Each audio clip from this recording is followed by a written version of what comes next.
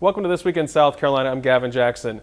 This week, we saw people flock to beaches, restaurants, and tourist attractions across the state as Memorial Day kicked off the unofficial start of summer. And the Accelerate SC Task Force presents its proposals to the governor. Here's the latest from this week. Visitors and locals alike flocked to state beaches this past weekend as the unofficial start of summer got underway and the state continues to reopen. Business continues to return to beach communities like Folly Beach, where shopkeepers are trying to make up for lost spring break revenue and an expected summer dip.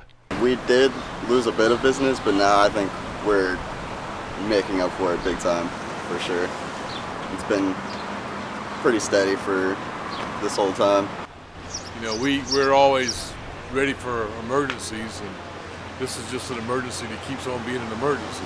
It's not like a hurricane, it comes and goes. But, you know, now we're opening back up in the middle of the beginning of hurricane season, and you hate to say that, but, you know, that's the reality. So now we got to get ready for the next time. And hopefully we won't have any more to shut us down this year, and we'll make it on through. While businesses ramp up, so too has COVID-19 testing in the state. DHEC announced it has surpassed its plan to test 110,000 South Carolinians this month, as it plans to do the same in June. With increased testing at free mobile clinics across the state, there has been a steady increase in positive cases. Meanwhile, weekly death rates have declined, though the state did record a record high of 20 deaths on Wednesday. All of this news came as the director of the agency, Rick Toomey, announced his resignation, citing his health, which had sidetracked him during the agency's pandemic response early on, and his family. Part of my decision, again, comes back to what do I want to do. I've been very fortunate in having almost a 40-year career in healthcare. It was a natural evolution to be part of the DHEC team.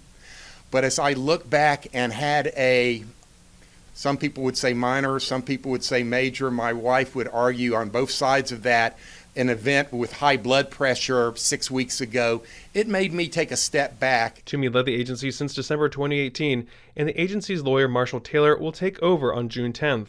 Several Accelerate SC members presented their findings to a Senate Select Committee this week ahead of the task force's final meeting Thursday afternoon, where a final report was presented to the governor. Accelerate SC Director James Burns said the recommendations will serve as a guideline.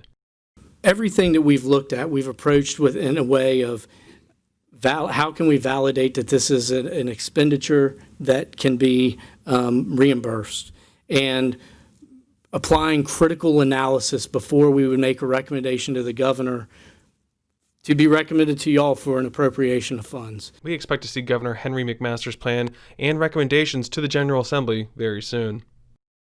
To discuss expanding broadband in the state and the role it plays in education, I'm joined by Dr. Roslyn Clark Artis, who's the president of Benedict College. Dr. Artis, thank you for joining us.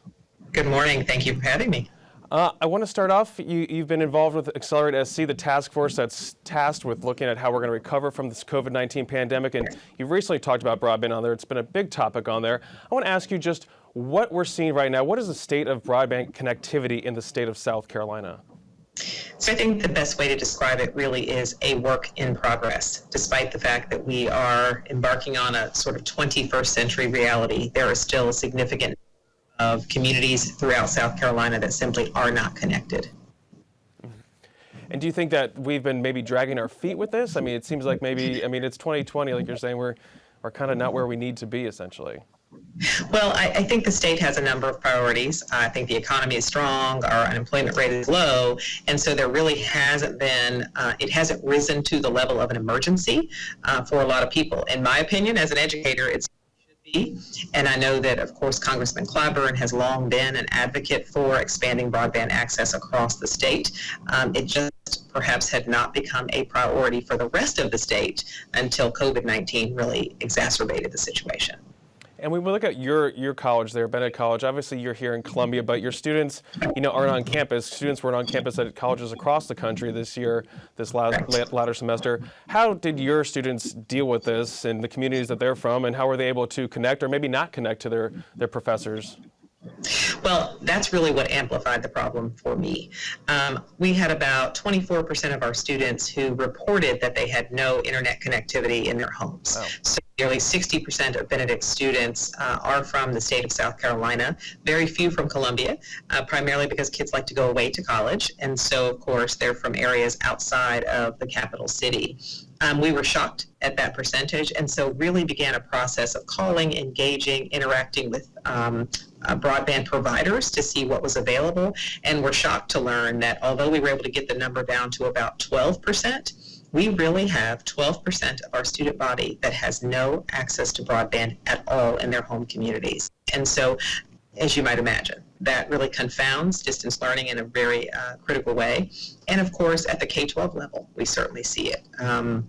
We are in a space now where of the 800,000 children who go to K-12 in South Carolina, slightly more than 30,000 of them are unaccounted for at this point. Mm-hmm. They have not logged in, they have not turned in any assignments. That's a shocking number when we think about missing 5% of our kids right now. So connectivity is absolutely, in my mind, the most critical thing for this state to tackle. And this is something that we've always known, right? We've always known that broadband, and especially in rural areas, the lower density areas, it's difficult to get that internet out there, that broadband infrastructure out there.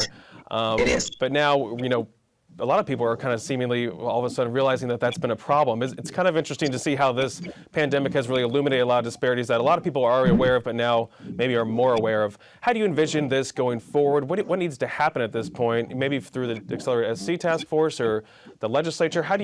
What kind of blueprint would you like to see going forward to expand this in the state?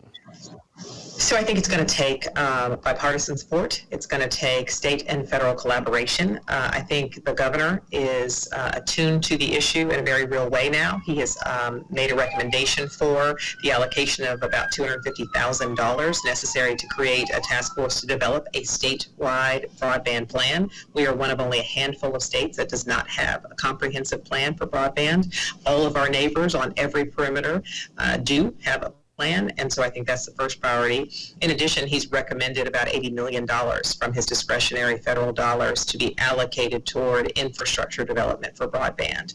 On the federal level, the FCC has currently allocated dollars that Congressman Clyburn and others have been really pushing to have released immediately to begin the installation and the deployment of a broadband system throughout the state. And until it became a state and or national imperative, simply could not get the support across the aisle and much more broadly. So now I think you have a state that's keenly aware of the need. You have the federal government who's also keenly aware of the need.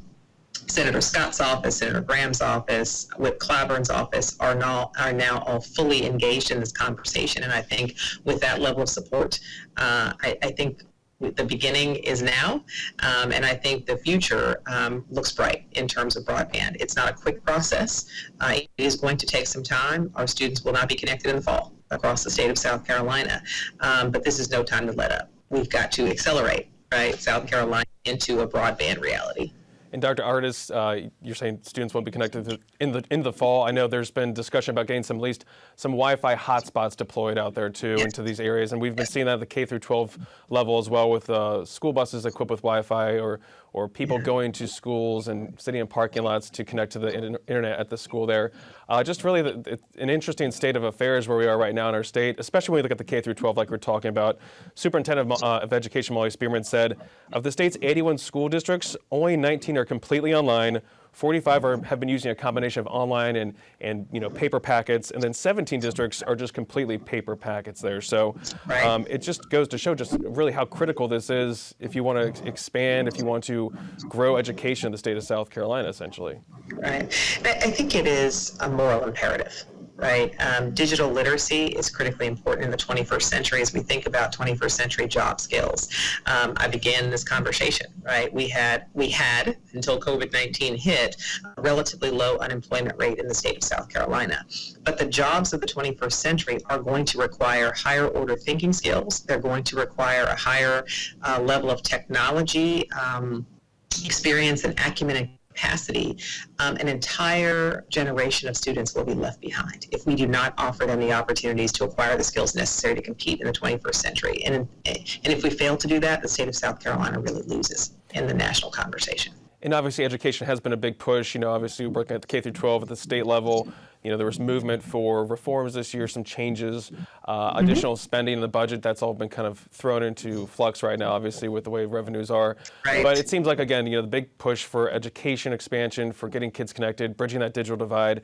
But then there's also the argument that a lot of times this is the future workforce of South Carolina. So when we start looking at economic development, broadband also benefits them. Do you think that is also going to be a big driving force in getting this ball rolling, and then maybe even across a couple finish lines going forward is economic development?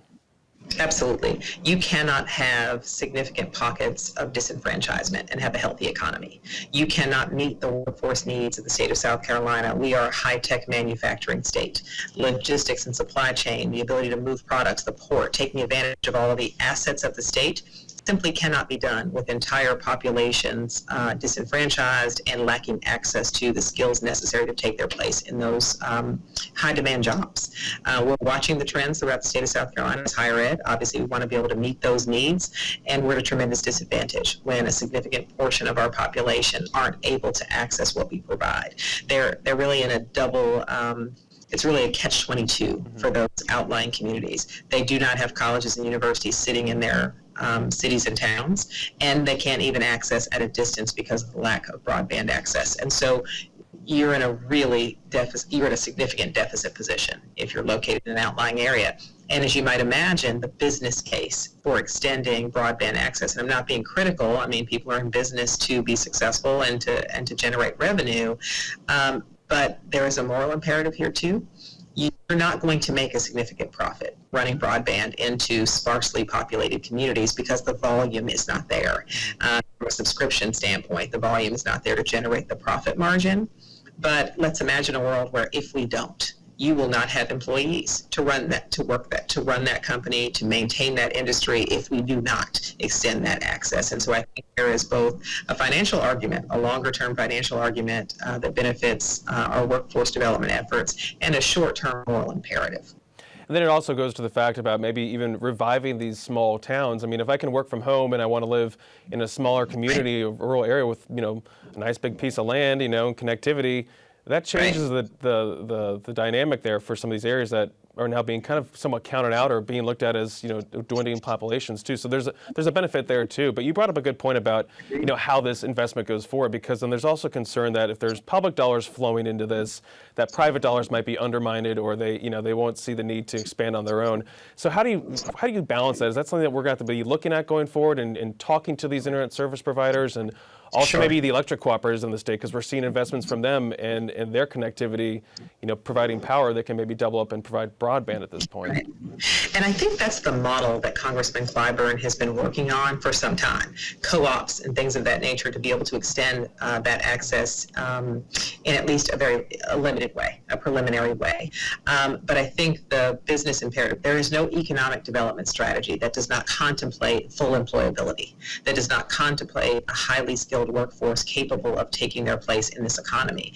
Again, when you have entire pockets and communities that are disenfranchised and incapable of progressing economically and otherwise, it is a drain on public resources. The reality is we want everyone to reach their highest potential, to be able to achieve at a high level academically, intellectually, socially, and otherwise, and be able to participate in the economy, right? Paying taxes and full participation in the economic engine that is South Carolina. And so it is a short-term investment for a long-term gain, and I think anyone who does economic development for a living would have to see the value proposition of expanding broadband throughout the state of South Carolina. We're late party, but we can catch up if we're committed, if we, again, public, private, Democrat, Republican, if it is a priority for us all, it's a stone's throw away.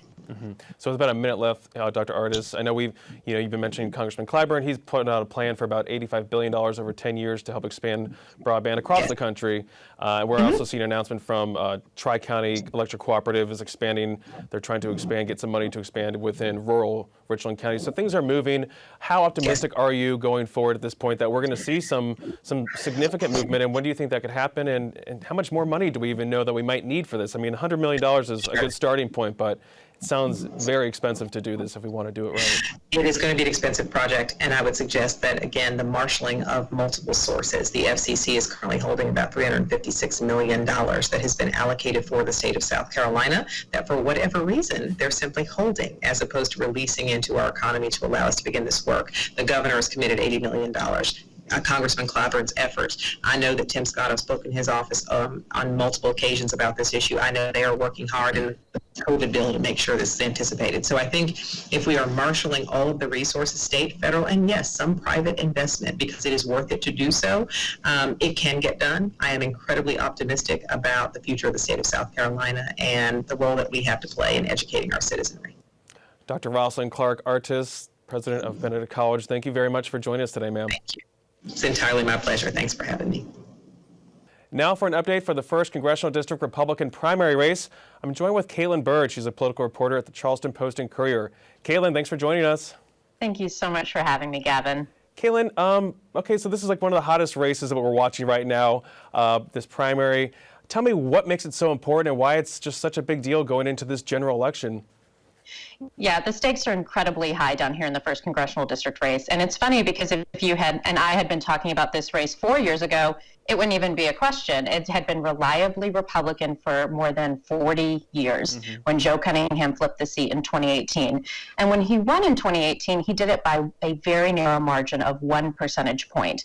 This was essentially the race that Republicans never thought they would lose and never thought it was possible to lose. So this year, the stakes are incredibly high, not only for Republicans to win it back, and I'm talking a lot about Republicans because they're the one who are experiencing a primary right now. Joe Cunningham did not draw a challenger. And then for Democrats, the pressure is really on to defend this seat, because for Democrats, if they can hold on to this seat in a district that has been reliably Republican, voting for Donald Trump in 2016 by 13 percentage points and voting for the more moderate Mitt Romney in 12 by 18 percentage points. If they can hold on to this seat, there's a very strong chance that they'll hold on to others that are similarly, if not more competitive.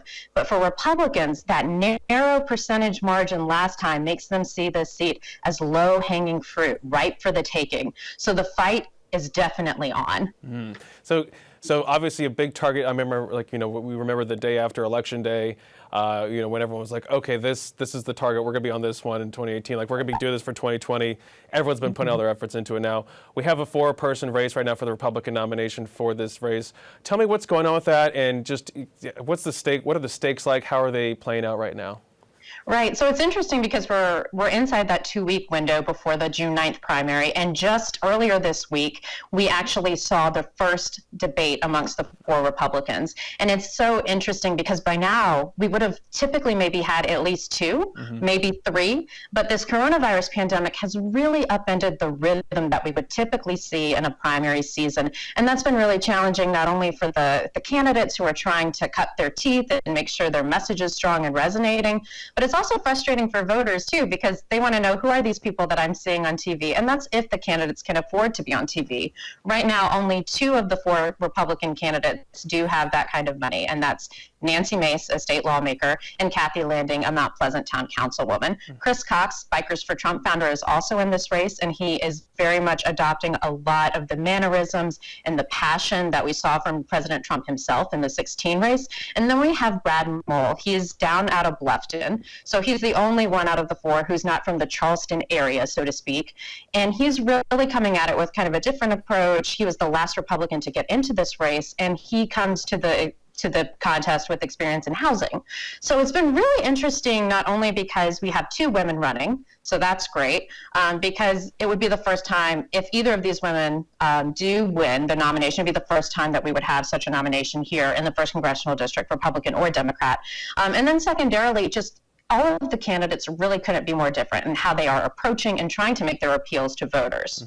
So The debate was wild. That's the short way to put it. The first half was a little sleepy. The second half, you saw Chris Cox in particular come out swinging.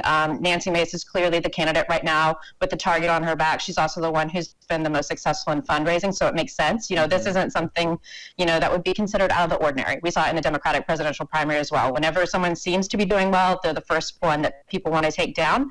And so far, it really does seem to be emerging still as a two-person race between Nancy Mace and Kathy Landing. But they are fighting tooth and nail. Kathy Landing has a massive billboard just over the Ravenel Bridge here on the Mount Pleasant side going into Charleston. So I'm seeing the sign wars happening. Kathy and Nancy both just went up with their last pitch TV ads. So no one is giving up. Yeah.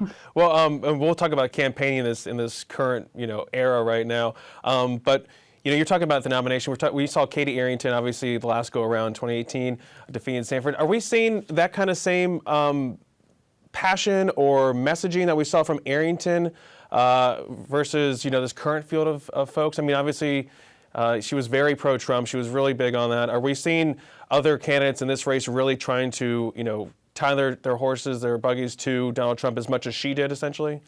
Maybe not as much as she did, but that is definitely a non-issue on the Republican side. Every candidate is trying to find ways to appeal to the president and his message, whether it's adopting and talking about his policies on the trail, noting that they support him. But at the same time, everybody else is also taking note from what happened in 2018, especially when it comes to the issue of offshore drilling, which that issue really was used as the definitive wedge issue because conservatives down here really do see themselves as conservationists. And when Katie Arrington's initial stance on that Trump policy to open up the coast to offshore drilling was a little bit murky at first, then it created this sense of distrust and confusion, and that's what really led Joe Cunningham and his campaign to capitalize on that issue and bring others, Republicans in particular and independents, to his side. This time, every Republican, when they announced was one of the first things out of their mouth was, I oppose offshore drilling off the coast of South Carolina. That is a very clear indicator that Republicans are telling voters, we did our homework, we're not going to mess that up again. But at the same time, there's a different dynamic in this primary than there was in 2018. The fight really isn't, are you Trump enough? It's, are you supportive enough of the president, yet also grounded enough to this district to serve it well. And that's a nuance that we didn't really see last time in the Republican primary, and that's also where Katie Arrington really struggled to more broadly appeal to the district after she did run to the right of Mark Sanford. Because that's something I'm guessing they're trying to really attack Joe Cunningham on when you're talking low country over party, essentially. So you're trying to walk that fine line now, and it sounds like that's the struggle for the Republicans, which shouldn't be too difficult to do, but again, things do happen. We did see what happened the last go-around. So, but really quick, Kaylin, do we see any winners or losers, overall in this race right now, but also at that debate that we saw this week? Any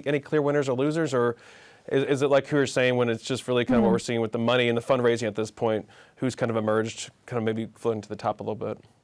I stand by my statement earlier in the segment, which is that it does appear to be a two-woman race right now between Kathy Landing and Nancy Mace. Chris Cox tried to use the debate and had been very, very much looking forward to using that debate to really come out swinging.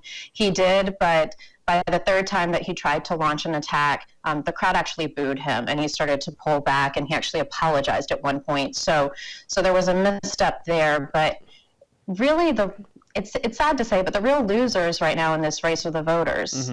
The voters just really haven't gotten the opportunity to connect with these candidates in the way that they traditionally would. I keep getting emails left and right asking for what's the difference between Kathy Landing and Nancy Mace? What's the difference between Chris Cox and Brad Mull?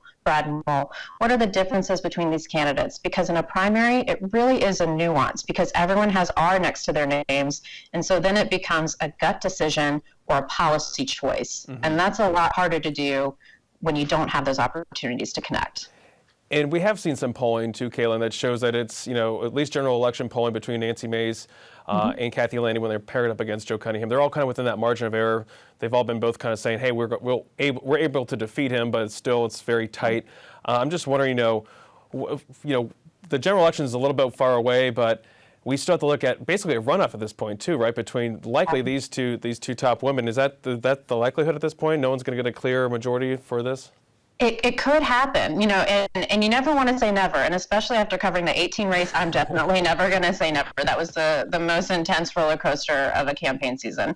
But If that happens, yes, we'll be looking at a June 23rd primary between the two top vote getters, whomever they may be. But right now, I think the best thing for voters to do is really to zero in on how these candidates are messaging. Don't just look at what they're telling you, look at how they're telling it to you, because that, I think, there's a very short window of time, and candidates know that they're going to have to start making emotional and gut appeals so that people can go to the polls or send in those absentee ballots with confidence.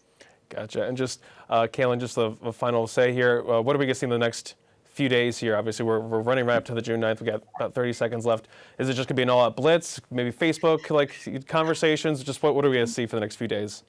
I know that we've got a couple of events that are coming up. Beaufort County GOP is going to be having an event. I know that there are also going to be other similar Republican forums. Definitely expect more messaging, whether it's on your TV screens or over the airwaves or on your Facebook page. It's going to be a fight. Yep. So you're going to hear a lot from candidates in the next couple of days, but sometimes in those moments of desperation, people do say things that can really change the course of a race. Yeah, especially with absentee voting now available to everyone in South Carolina. People have been voting already, so we will see what happens on June 9th and possibly, likely, on June 23rd. Kaylin Byrd with the Post and Courier, thank you very much for joining us. Thank you so much for having me. To keep you updated throughout the week, check out the South Carolina Lead podcast.